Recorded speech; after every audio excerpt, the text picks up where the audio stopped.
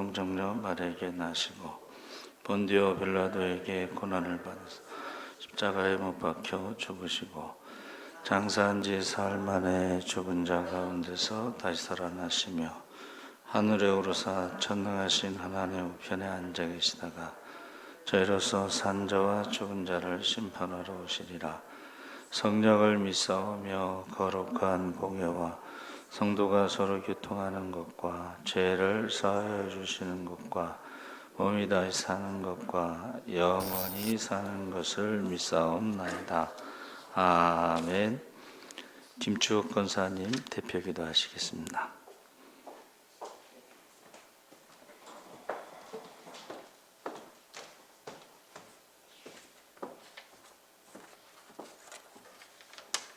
살아계신 아버지 하나님, 참으로 감사드립니다. 오늘 이 시간 예수사랑교회 우리들이 성전에서 예배드릴 수 있게 해주셔서 감사합니다. 저희들 일주일 동안 세상 밖에서 생활하면서 저희들의 욕심 때문에 다른 사람들에게 혹여 마음의 상처를 주었다면 회개하오니 용서하여 주시옵소서. 아버지 하나님, 우리가 할 수 있는 것은 아무것도 없습니다. 주님만이 우리를 살 수 있게 하여 주심을 저희들은 알고 있지만 순간순간 잊고 사는 저희들의 모습을 보면서 얼마나 한심하다고 생각하시겠습니까? 살아계신 아버지 하나님, 저희들은 죄인입니다. 다른 사람들의 마음은 생각지도 않고 나 하고 싶은 말만 하는 죄인입니다. 내가 서 있는 이곳의 위치가 얼마나 중요한지 모르고 이탈하려는 죄인입니다. 용서하여 주시옵소서. 주님을 위한 일은 내가 어느 곳에서 무슨 일을 하든지 십자가를 바라보며 일할 수 있는 일꾼들 되게 하여 주시옵소서. 살아계신 아버지 하나님, 무슨 일을 하든지 화합할 수 있는 사람 되게 하여 주시옵고 온화한 사람 될 수 있게 하여 주시옵소서. 우리 예수사랑교회 자녀들은 주 안에서 화평한 사람들 될 수 있게 하여 주시옵소서. 정한순 목사님, 예루살렘 입성이라는 말씀 전하실 때 주님의 목소리로 듣는 이 시간 될 수 있게 허락하여 주시옵소서. 은혜 받는 이 시간 될 수 있게 축복 내려 주시옵소서. 존귀하신 예수 그리스도 이름으로 기도드렸습니다. 아멘.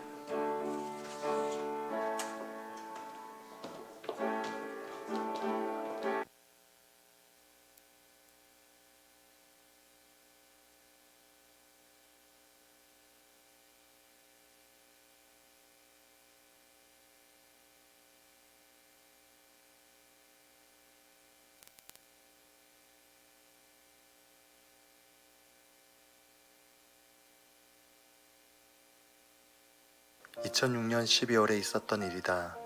군대에서 제대까지 6개월을 남겨두고 있다.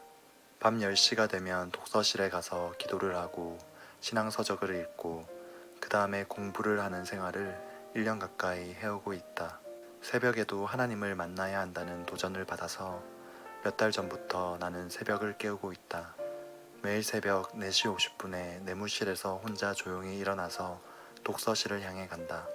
내가 가장 먼저 하는 일은 꿈이 있는 자유에 아침의 나로 주의 인자한 말씀을 듣게 하소서 라는 찬양을 부른다. 나는 주님의 임재를 기도 중에 이전보다 조금 더 자주 경험하고 있었다. 그리고 나는 한 달째 주님께 동력자를 붙여달라고 기도하고 있었다. 왜냐하면 내가 신뢰하던 믿음의 형제들이 군대를 제대했거나 곧 제대를 앞두고 있었기 때문이다. 그리고 한 가지 거룩한 부담감이 있었는데 그것은 믿음의 사람을 세우는 일이었다. 우리 부대원은 대략 120명 정도였는데 내 밑으로 참된 크리스천은 1명밖에 없었다. 그렇다면 교회에서 예배를 섬길 찬양 리더와 싱어 그리고 금요 기도의 인도는 앞으로 누가 한단 말인가? 그 자리에 사람을 세우는 일은 쉽지 않은 일이기에 동력자가 더욱 절실히 필요했다. 12월의 어느 날 밤, 그날도 주님께 기도했다. 하나님, 제 동력자들은 다 떠나갔고 제가 신앙적으로 의지할 사람이 아무도 없습니다. 하나님, 제게 동력자를 붙여주세요. 그러면 믿음의 사람들도 세우도록 노력해 보겠습니다.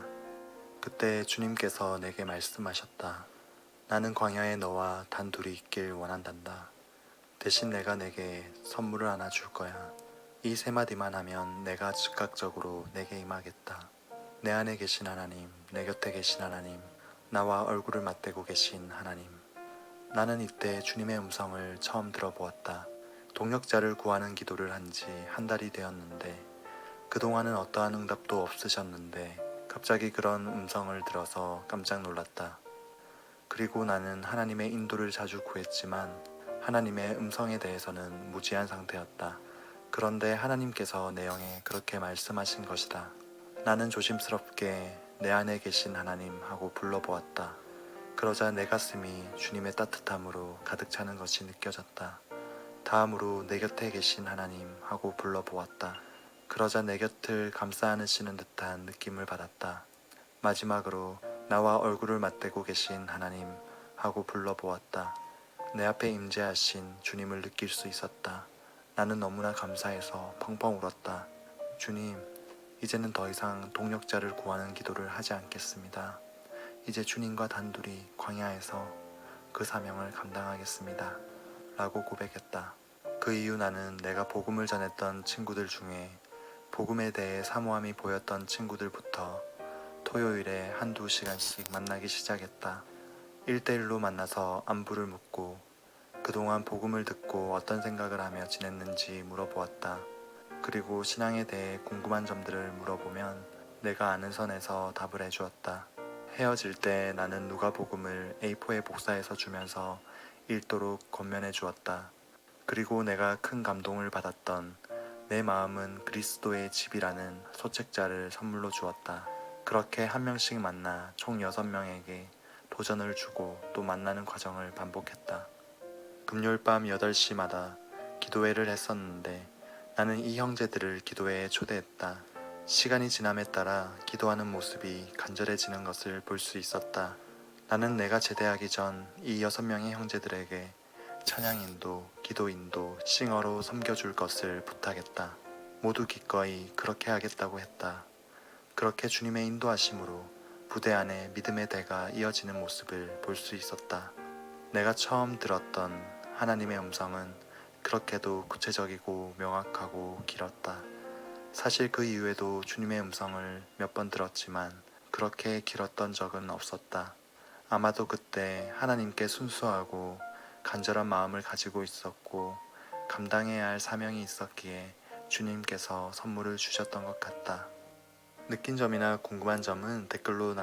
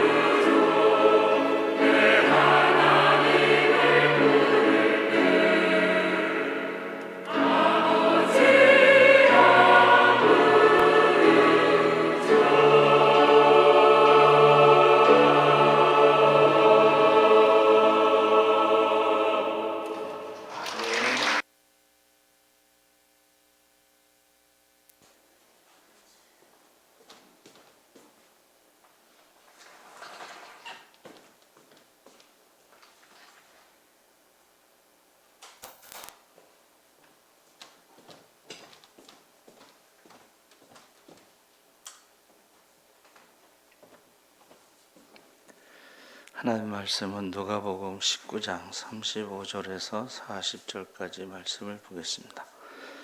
129쪽에 있습니다.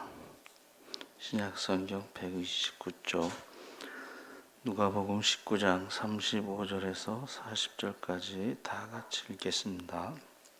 그것을 예수께로 끌고 와서 자기들의 겉옷을 나귀 새끼 위에 걸쳐놓고 예수를 태우니 가실 때에 그들이 자기의 겉옷을 길에 펴더라. 이미 감람산 내리막길에 가까이 오심에 제자의 온 무리가 자기들이 본 바 모든 능한 일로 인하여 기뻐하며 큰 소리로 하나님을 찬양하여 이르되 찬송하리로다. 주의 이름으로 오시는 왕이여 하늘에는 평화여 가장 높은 곳에는 영광이로다 하니 무리 중 어떤 바리새인들이 말하되 선생이여 당신의 제자들을 책망하소서 하거늘 대답하여 이르시되 내가 너희에게 말하노니 만일 이 사람들이 침묵하면 돌들이 소리 지르리라 하시니라. 아멘. 할렐루야. 네, 잘하셨습니다. 감사합니다. 오늘은 종료주일입니다.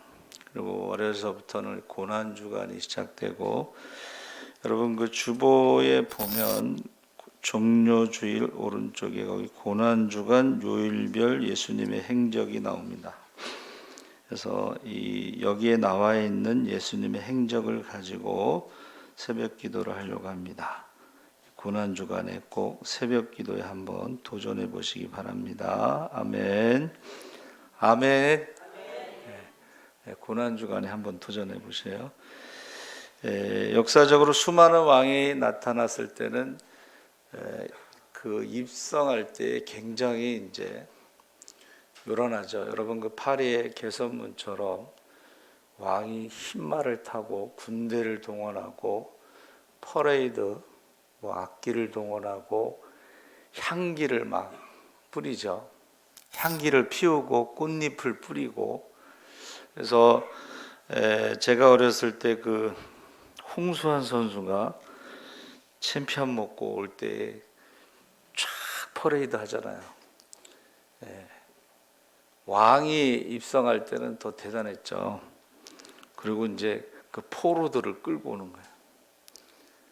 그 향기가 왕에게는 어떤 기쁨이고 영광의 향기가 되고 포로들에게는 죽음의 향기가 되는 것입니다.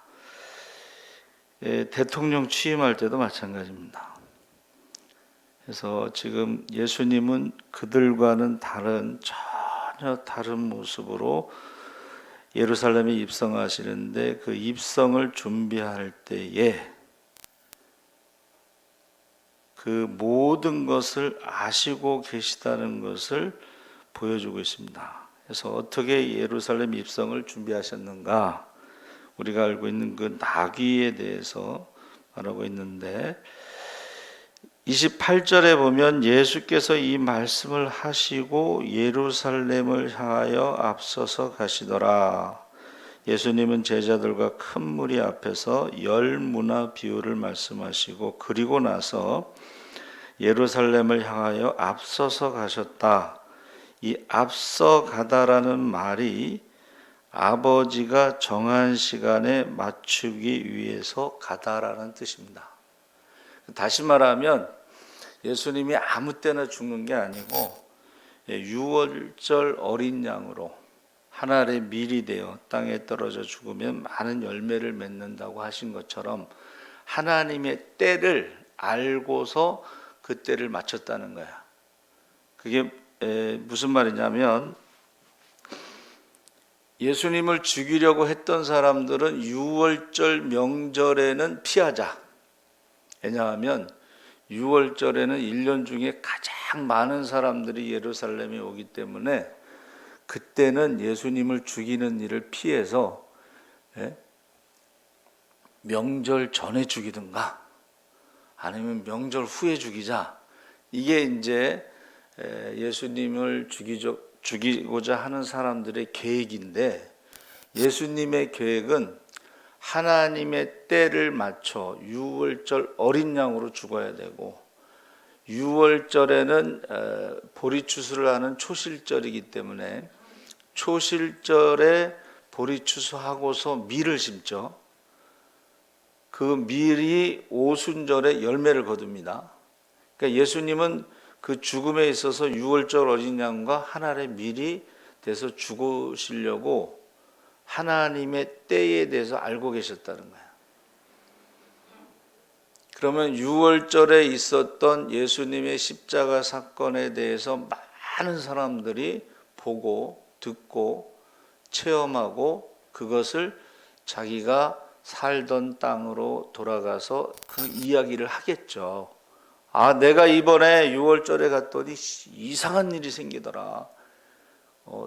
메시아라고 하는 사람이 나귀 새끼를 타고 들어오는데 사람들이 막 호산나 다윗의 자손이요 하고 막 찬송하더라. 그러니까 전에는 전혀 보지 못했던 장면에 대해서 말할 수가 있겠죠. 그러니까 사람들이 어디 갔다 오면 막 자랑하잖아요. 그 전에 성지순례가 힘들었을 때는 목사님이 성지순례 갔다 와서 그거를 한 6개월은 자랑하시는 것 같아요. 6개월 동안. 근데 그때가 언제냐면 88 올림픽 때 중국의 천안문 사태가 일어났을 때 그래가지고 성지순례를 갈 수 없게 딱 막혀 있을 때예요. 근데 그 88 올림픽 준비위원장 박세직 씨인가 그분이 성결교단의 장로였어요. 갈 수 없는데 그 집사님이 목사님들 성지순례 가는 거를 열어준 거예요. 그러니까 성지순례 얘기도 하지 갈 수 없었던 때에 갈 수 있었던 얘기하지 막 이제 말이 많아지는 거예요. 근데 예수님께서 어떻게 준비하셨느냐? 그 bet박의 베다니가 예루살렘에서 한 3km 정도 떨어졌는데 아니 3년 동안 걸어 다니시던 분이 갑자기 건너편 마을에 가서 그 나귀와 나귀 새끼가 매여 있을 것이고 그걸 풀어 가지고 오는데 그 왜 풀어가냐, 왜 끌고 가냐 그렇게 물어보면 주께서 쓰시겠다고 말하라. 그러니까 이거는 예수님이 정확하게 알고 계시고 그 사람이 뭐라고 물어볼 것도 알고 계시고 어떻게 대답할 말도 가르쳐 주신 거예요.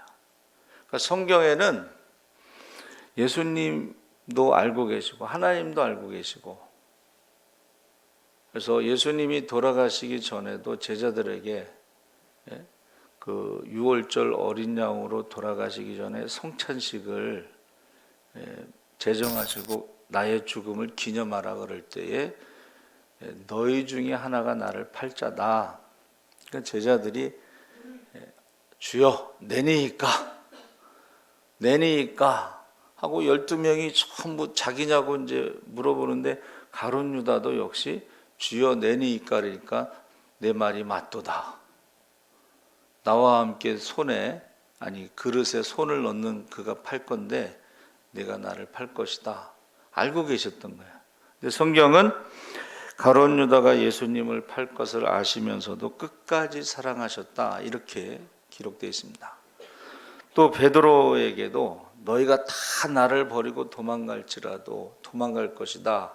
그랬더니 베드로가 주여 다른 제자들은 다른 놈들은 다 도망가도 저는 끝까지 도망가지 않을 겁니다. 그 증거가 이제 뭐예요? 겟세마네에서 이제 군대를 데리고 왔는데 베드로가 칼을 가지고 갔잖아. 그래서 대제사장의 종 하인 말고의 귀를 쳤잖아요. 그러니까 칼을 가지고 갔다는 것은 베드로가 내가 주를 위해서 내 목숨 걸고 싸우겠습니다. 이게 빈말은 아니었던 것 같아요. 그렇죠? 근데 예수님 뭐라고 말씀하셨어요? 닭 울기 전에 3번 나를 부인하리라.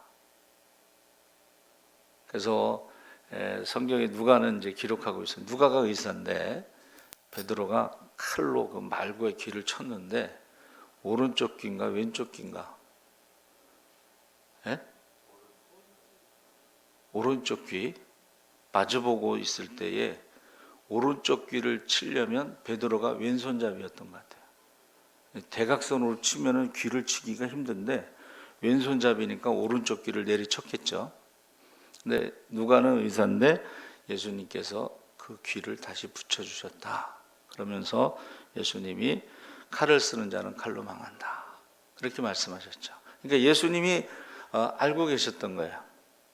그리고 디베랴 바다에서 고기 잡을 때 요한의 아들 시몬아, 내가 나를 사랑하느냐 했을 때에 내가 주를 사랑합니다. 근데 예수님께서는 아가페로 물어보시고 베드로는 필레오로 대답했어요. 아가페는 조건 없는 사랑이고 필레오는 우정을 말하는 거예요. 인간적으로 우정. 세 번째 물어볼 때는 내가 주를 사랑하는 줄 주께서 아시나이다 이렇게 대답했죠.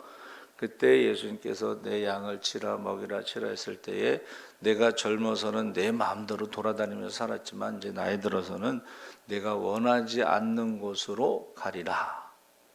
베드로의 순교를 말씀하신 건데 그때 베드로가 옆에 있던 요한에게 대해서 요한은 어떻게 될까요? 이 막내는 어떻게 될까요? 그랬더니 예수님께서 너는 상관하지 말고 그가 어떻게 되든지 상관하지 말고 이 말은 예수님이 모르신 게 아니고 요한은 살아있는 순교, 순교보다 더 힘든 게 살아있는 순교예요. 왜냐하면 고통을 계속 받으니까. 그래서 반모섬에서 그가 고통 가운데 고통당하는 성도들을 위해서 요한계시록을 받아 적었는데 그것은 고통받는 성도들을 위로하기 위해서 하나님이 받아 적으라고 한 것이에요. 그 요한계시록 내용은 뭐예요? 자, 예수님이 초림 때에 예루살렘에 입성하실 때는 나귀 새끼를 탔어요. 근데 그것은 스가랴 9장 9절에 나오는 말씀이 성취되는 것인데 예수님이 재림하실 때는 뭐를 탈까요? 흰말을 탑니다. 계시록의 흰말. 나귀 새끼는 전쟁이 없을 때에 타는 거예요. 근데 전쟁할 때는 흰말을 타는 것입니다. 그래서 계시록에 나오는 흰말이 두 개가 나오는데 첫 번째 흰말은 예수님이 타시는 게 아니에요. 두 번째 나오는 흰말이 예수님이 타시는 말인데 그것은 심판주로 오신다는 것을 뜻하는 것입니다. 그래서 우리가 예수 믿는 사람들은 하나님의 때를 알아야 된다는 거예요.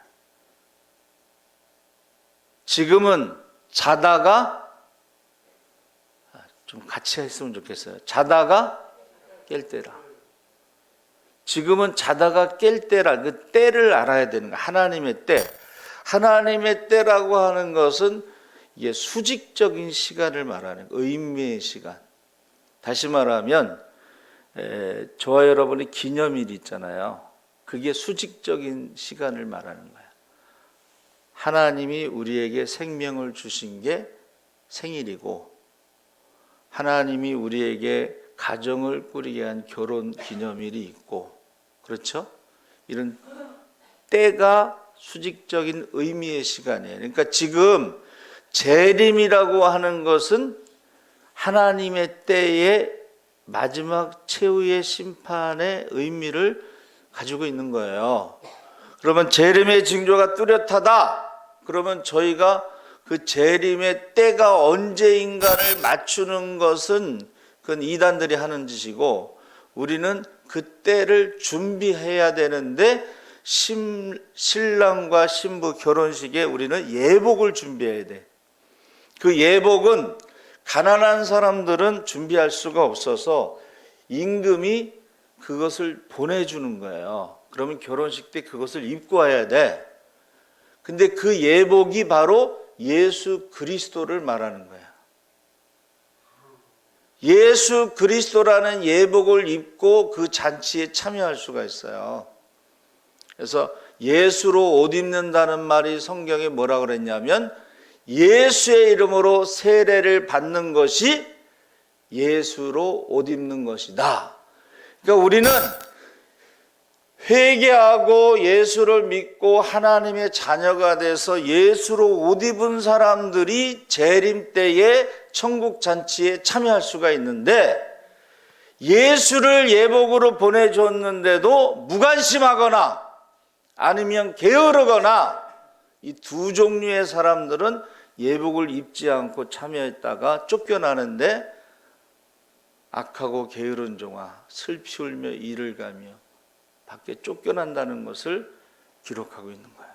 그래서 저는 여러분, 죄가 있어서 지옥 가는 게 아니고 회개하지, 우리가 다 죄인이잖아요. 그러면 회개하지 않았기 때문에 지옥 가는 거예요. 회개하지 않았다는 것은 무관심하다는 거예요. 죽음으로 끝난다고 학교에서 가르치니까 죽음 이후의 내세에 대해서 무관심하거나 준비하지 않는 게으름 때문에 그런 거예요. 하나님을 열심히 찾으면 만나주신다고 그랬잖아요. 하나님을 사랑하면 하나님의 사랑을 입는다고 그랬잖아요. 그래서 예수 믿는 사람들은 이 시간이 두 종류라는 걸 알아요. 수직적인 시간. 자, 하나님이 우리를 언제 부르실지 모르죠. 그것도 굉장히 중요한 시간이에요. 그렇죠? 수평적인 시간은 그냥 24시간 365일 안 믿는 사람들이 몇 살이니? 나 6학년 5반이야. 뭐 이런 식으로 그냥 흘러가는 시간이야. 그러나 우리 믿는 사람들은 하나님의 때라고 하는 수직적인 의미의 시간에 관심을 가져야 된다. 그러니까 예수님도 6월절 어린 양으로 죽어야 되고, 한 알의 밀이 땅에 떨어져 죽으면 많은 열매를 맺는다. 그 때를 맞추신 거예요. 때를. 근데 예수님을 죽이려고 했던 사람들은 어떻게 해서든지 명절은 피하자. 이게 광고 효과가 너무 크잖아. 예?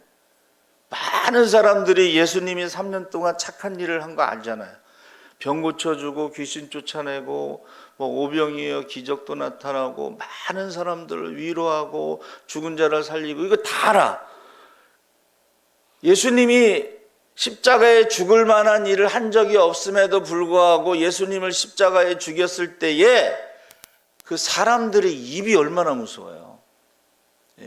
야, 이번에 갔는데 재판하는데 말이야, 빌라도가 바라바냐 예수냐 그랬는데 사람들이 처음에는 막 호산나 다윗의 자손이요 하면서 막 찬송했던 사람들이 갑자기 바라바를 선택하더니 예수를 십자가에 못 박으라고 그러더니 근데 예수님 한마디도 안 하시더라. 그러면서 이 이야기가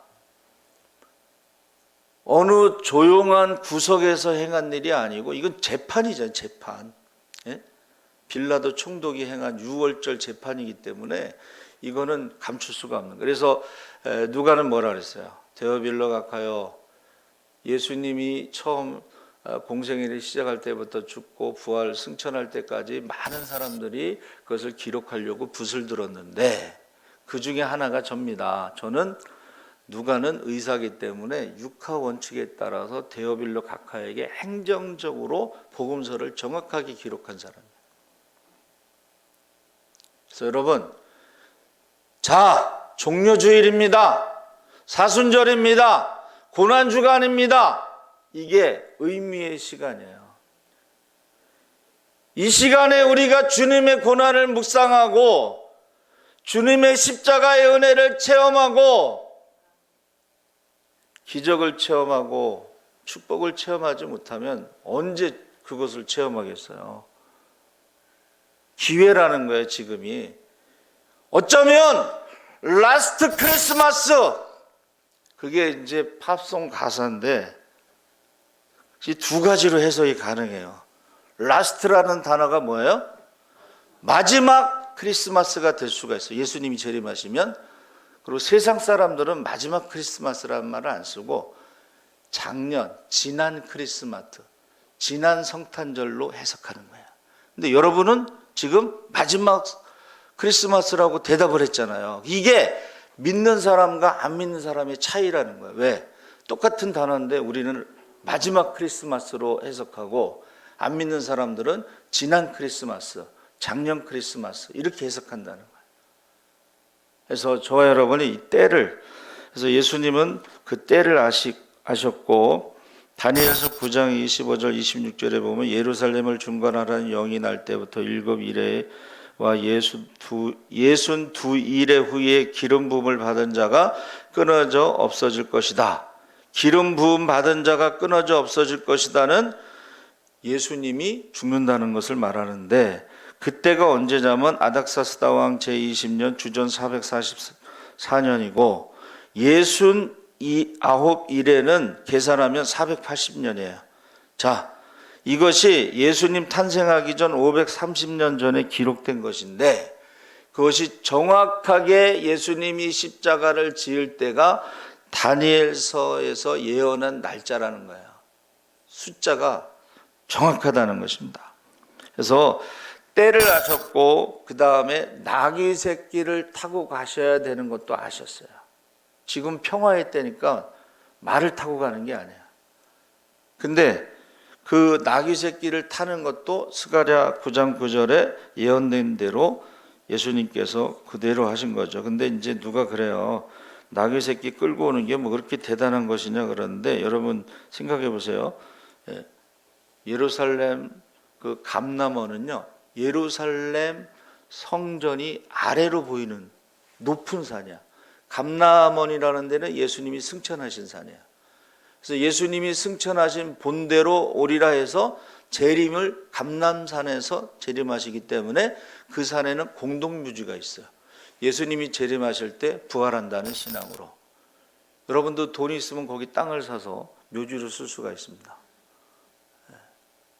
자, 무슨 말을 하는 거냐면, 왜 나귀 새끼냐는 그 의미가 뭐라고 돼 있어요? 여러분 거기 9절 스가랴 9장 9절에 겸손이라고는 말을 사용했습니다.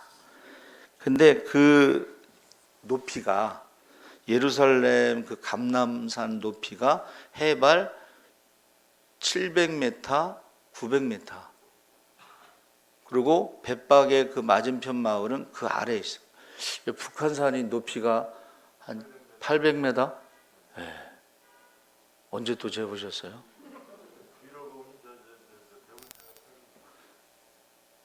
저도 알고 있었어요. 네. 여러분, 예수님이 야, 저기 꼭대기에서 가서 나귀 갖고 와.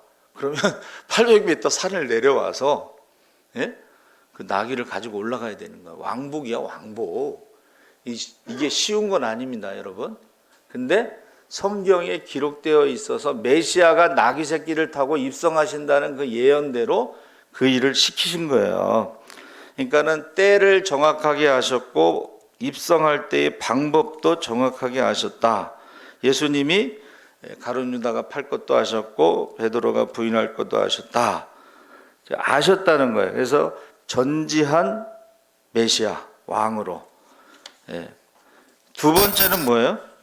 두 번째는 겸손인데, 그 나귀를 꼭 왜 타셨냐 할 때 그 나귀가 바로 겸손을 의미한다. 인자는 섬김을 받으러 온 것이 아니라 섬기려 한다. 그래서 겸손은 십자가에 죽기까지 순종하는 게 겸손이지,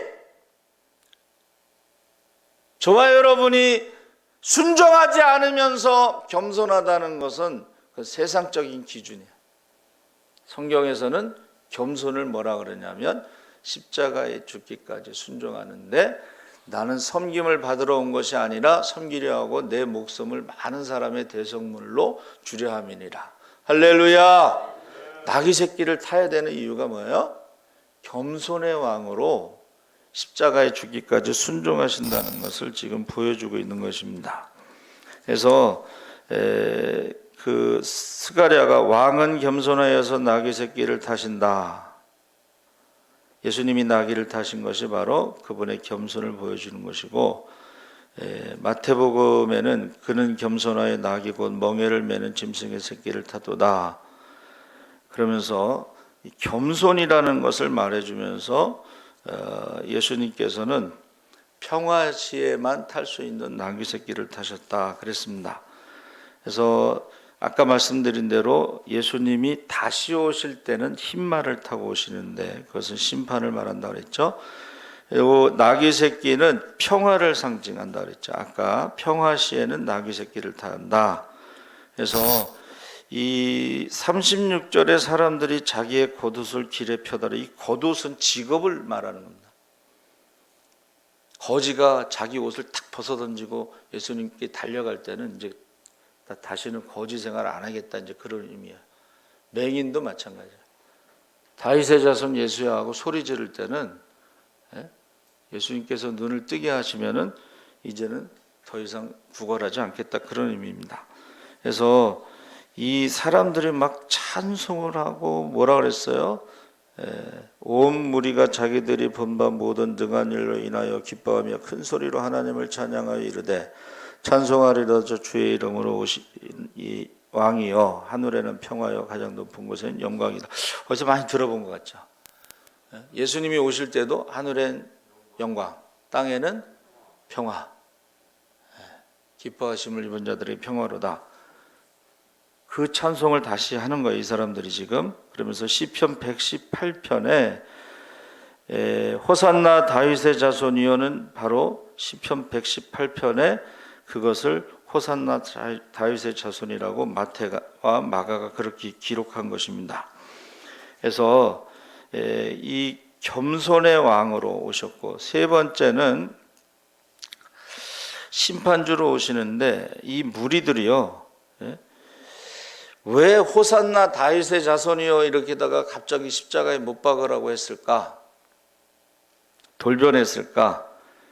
저 여러분 어떤가요?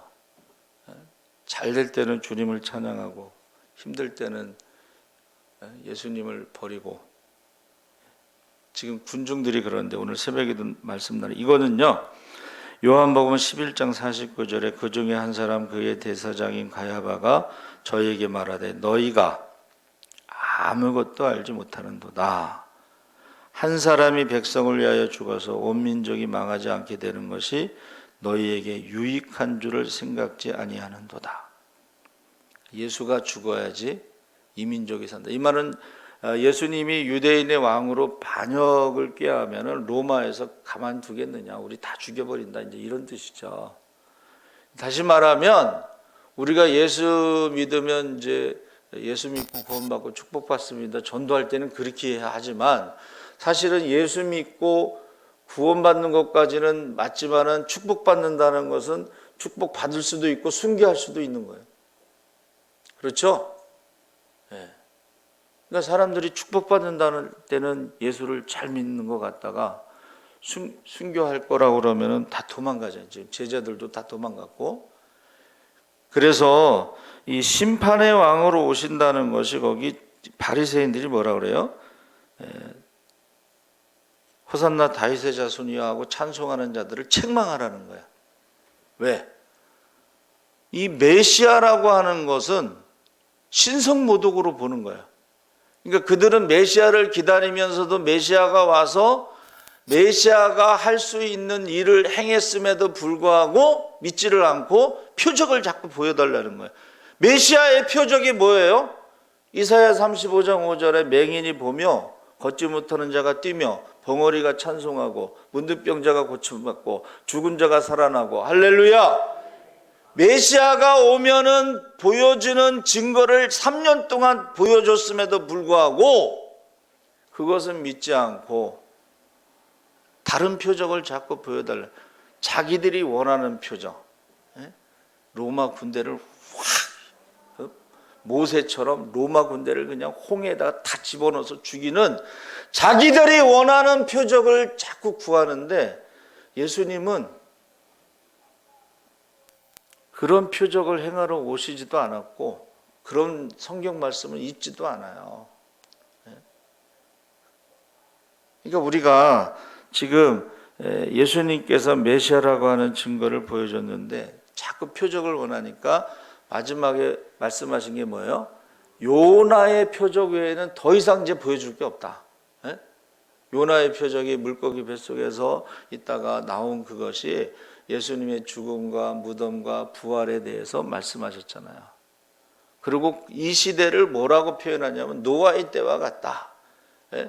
조금 있으면 물로 심판을 받는데, 조금 있으면 소돔과 고모라 성처럼 불로 심판을 받는데, 시집가고 장가가고 소도 사고 밭도 갈고 뭐 이러면서 관심이 없는 거예요. 세상 사람들이 관심이 없는 거는 뭐 당연하다고 저는 생각을 해요. 근데 예수 믿는 사람들도 관심이 없어. 지금은 자다가 깰 때라는 거야. 세월을 아끼라 때가 악하니라. 여러분, 예수님의 말씀이 뭐라 그랬어요? 천지는 없어져도 하나님의 말씀을 1.1획도 없어지지 않는다. 다 성취된다 그랬거든. 그럼 예수님이 재림하신다는, 여러분, 예수님이 초림하신다는 것보다 재림하신다는 게 훨씬 더 많습니다. 성경에. 예? 신약 성경이 몇 장이에요?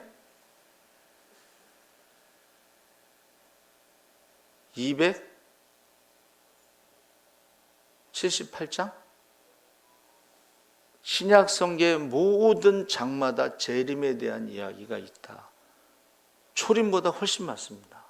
근데 왜 예수 믿는 사람들이 재림에 대해서 무관심할까? 그것은 천국과 지옥을 믿지 않기 때문이다. 그런 생각을 저는 갖습니다. 그래서 저와 여러분이 예수님께서 심판주로 오신다는 것을 믿으셔야 돼요. 여기서 내가 너에게 말하노니 만일 이 사람들이 침묵하면 돌들이 소리지르라. 우리가 찬송하지 않고 우리가 기도하지 않고 우리가 전도하지 않으면 돌들이 일어나서 소리 지른다는 거예요. 돌들이. 그래서 이 돌들이 뭘까 생각해 봤는데 이 돌들은 아마 이제 안 믿는 사람들 아니면 이방인들. 그래서 전에 어떻게 전철 탈 일이 있는데 아프리카 사람이 와서 막 전도하더만요. 아프리카 사람이 전철에서 막 전도를 막 피를 토하면서 막 전도해요. 저와 여러분이 전도 안 하면 외국 사람들이 와서 막 전도하는 거예요. 지금 유럽에 지금 교회가 다 문을 닫았잖아요. 그러니까 동양 사람들이 가서 막 전도하잖아요.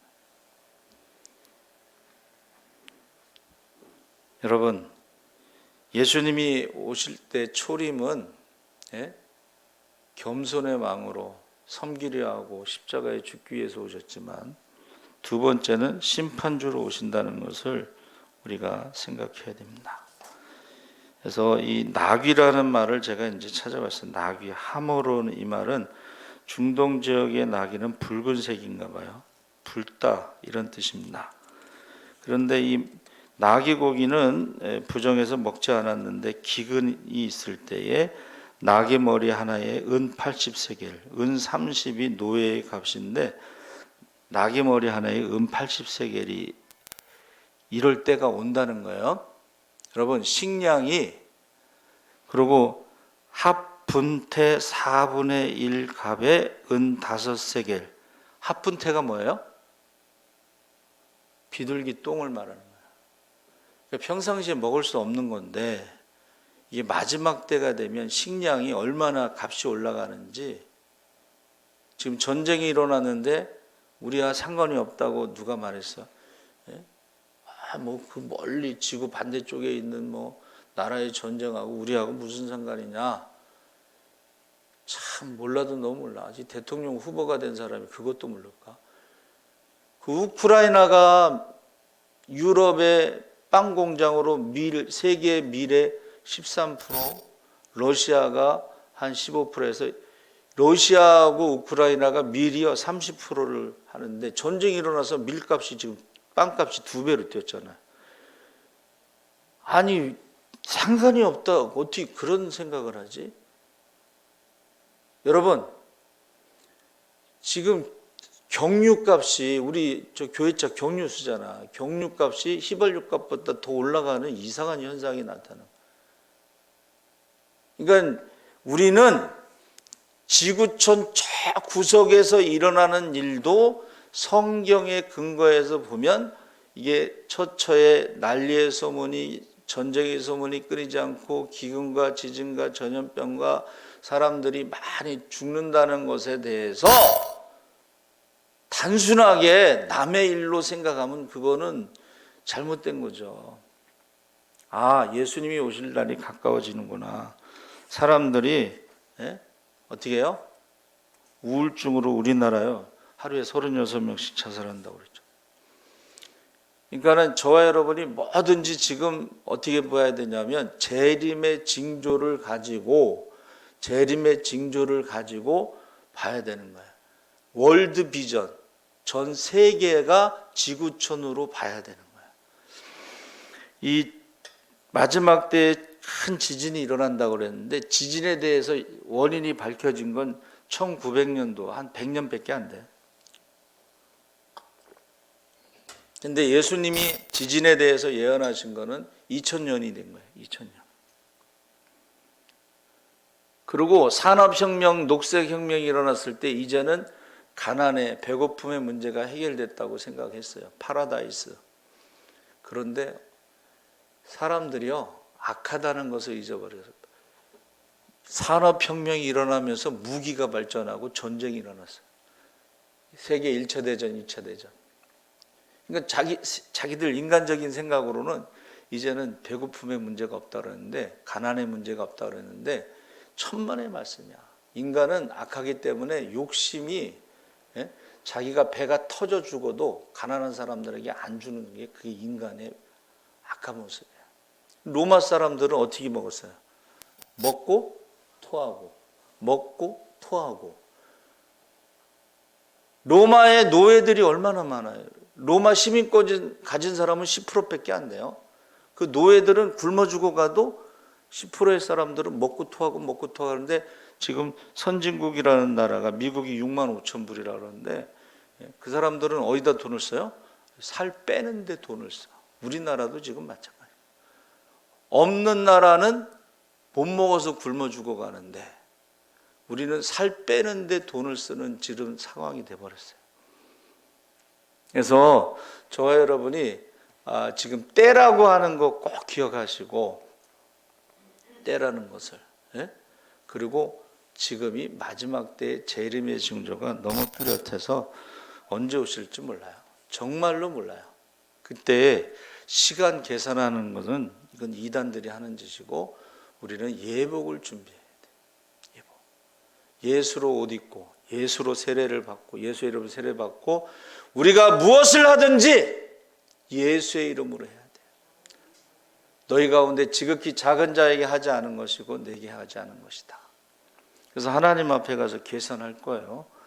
말하는 거 다 기록되어 있고 열매를 가지고 기록하고. 그래서 며칠 전 새벽기도 때 제가 말씀드렸죠. 그 전에 부흥회를 할 때는 한 사람 데려와야지 교회 들어오라 그랬어요. 천국에 갈 때도 전도한 사람하고 같이 들어가야 되는데 한 명도 전도 못한 사람은 천국의 문 앞에 서 있어야 돼요.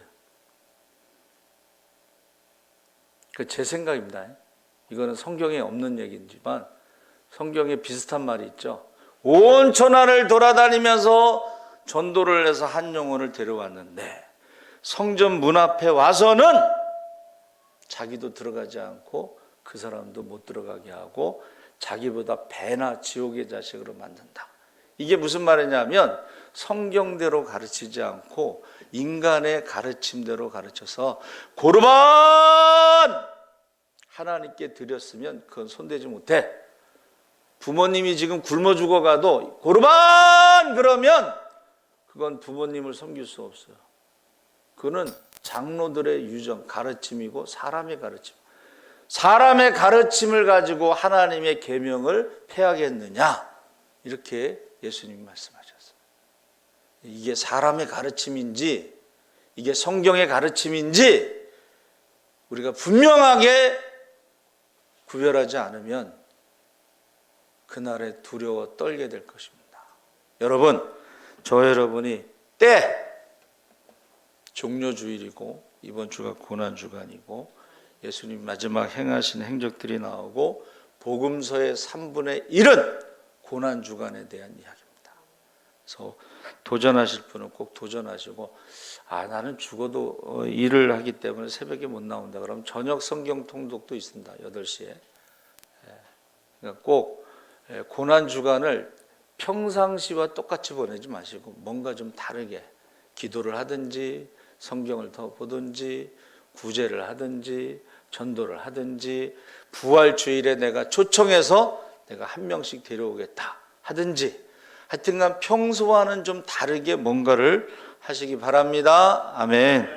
살아계신 하나님 아버지 감사합니다. 예수님이 모든 것을 알고 계시면서 그 제자들을 끝까지 살아가신 것처럼 예수님이 우리에 대해서도 알고 계신 것을 믿고 우리가 전지전능하신 하나님을 고백하듯이 우리가 고백하게 하시고, 주님을 닮아서 온유하고 겸손한 것을 닮아가게 하시고, 겸손은 십자가에 죽기까지 순종하는 것이라고 했습니다.